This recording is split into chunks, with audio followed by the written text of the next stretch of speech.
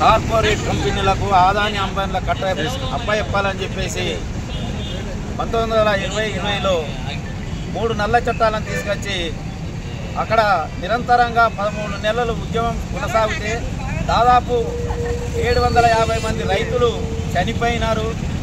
ఆ ఉద్యమం ఫలితంగా ఉద్యమానికి తలొక్కి నరేంద్ర మోడీ లిఖితపూర్వకంగా రైతులకు హామీ ఇచ్చిండు.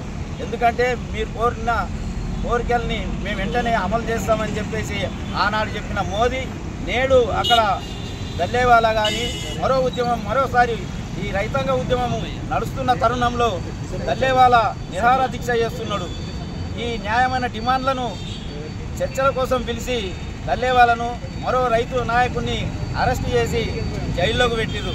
అట్లాగే మొదటి దఫ 100 మంది రైతుల్ని, రెండో దఫ 800 మంది రైతుల్ని, ఇప్పుడు 900 దాదాపు సుమారు 1000 మంది రైతుల్ని జైల్లో పెట్టిన ఘనత మోడీ ప్రభుత్వాన్ని ఉంది.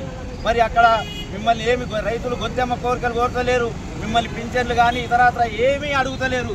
మీరు పార్లమెంట్లో మీ జీతభత్యాలు పెంచుకున్నారు. ఇప్పటికైనా మోడీ కళ్ళు తెరిచి భారత వ్యవసాయ రంగాన్ని కాపాడాలని చెప్పేసి మేము కోరుతా ఉన్నాం.